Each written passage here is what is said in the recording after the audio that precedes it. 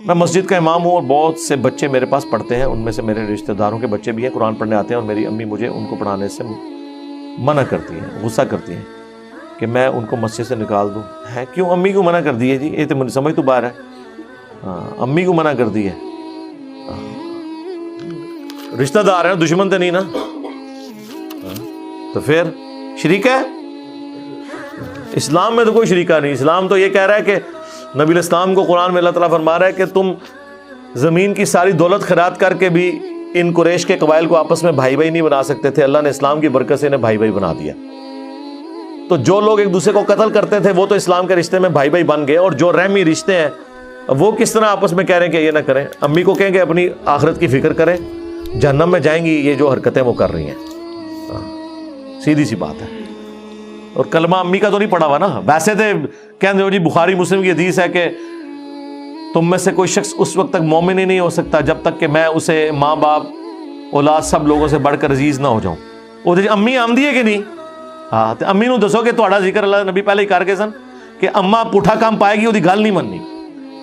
اور اس سے بڑھ کر قرآن میں سورہ لقمان میں آیا کہ اگر تیرے ماں باپ تجھے میرے خلاف چلائیں پھر ان کے پیچھے نہیں چلنا. امی تو شاہی کوئی نہیں.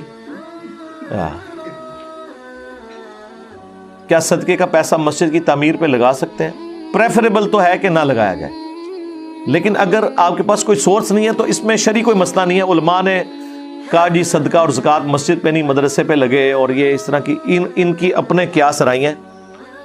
اسلام میں تو بیت المال ہوتا تھا، پول میں سارا مال آتا تھا، چاہے وہ مال غنیمت جنگوں میں ہو، چاہے وہ رومن سے ملنے والا جزیہ ہو، چاہے مسلمانوں سے اکٹھی کی گئی زکوٰۃ ہو.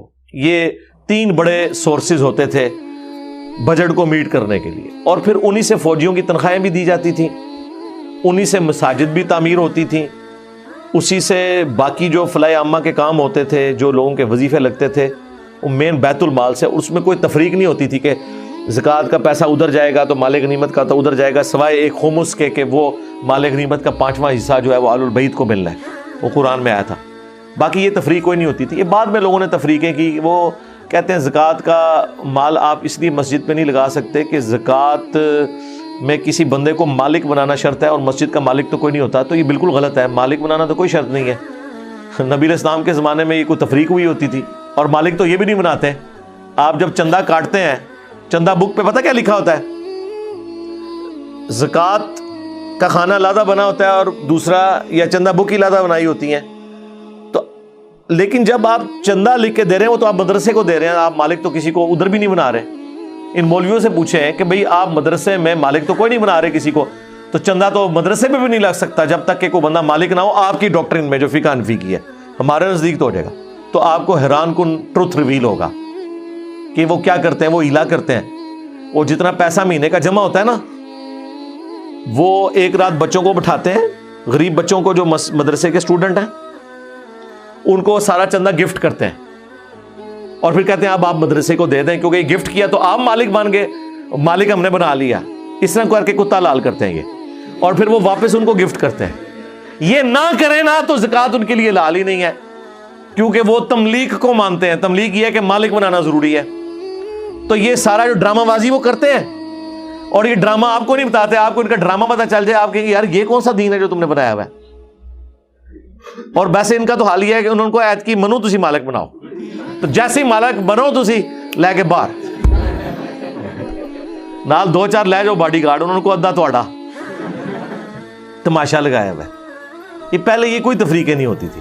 زکوٰۃ کے قدیم اور جدید 70 فقہی احکام و مسائل، وہ آپ میری ویڈیو دیکھ لیں، اس میں نے یہ ساری باتیں تفصیل کے ساتھ بیان کی. اچھا پھر حرام کا پیسہ جو ہے نا وہ آپ نے نہیں لگانا، وہ تو کسی بھی نیکی کے کام میں نہیں لگ سکتا. ہاں اگر حرام کا پیسہ کسی کے پاس آ گیا تو وہ فلاح عامہ کے کاموں میں بغیر ثواب کے نیت کے لگا لے. ظاہر خرچ تو کہیں نہ کہیں اس نے کرنا ہے نا اس کو. جیسا کہ بعض اوقات لوگوں کے پاس کوئی اضافی سود کا پیسہ وہ کہتے ہیں میں پاک کرنا چاہ رہا ہوں، تو بینک میں تو لگ گیا ہوا پرانا، اب کیا کروں؟ تو پھر ہم کہتے ہیں چلے کسی غریب کو بغیر ثواب کی نیت سے دے دیں.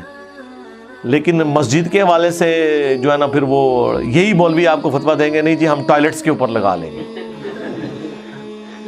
سانو دیو صحیح مال. یار مسجد کے ٹوائلٹ کیا وہ حرام مال سے ہونے چاہیے؟ یعنی جو پاکی حاصل کرنے کی جگہ ہے جس کے اوپر آپ کی نماز ڈیپینڈنٹ ہے. یعنی جتنی ضروری مسجد ہے اتنا ہی ٹائلٹ ضروری ہے. اگر آپ پاک و صاف ہی نہیں ہوں گے تو آپ جا کے نماز کیا پڑھیں گے؟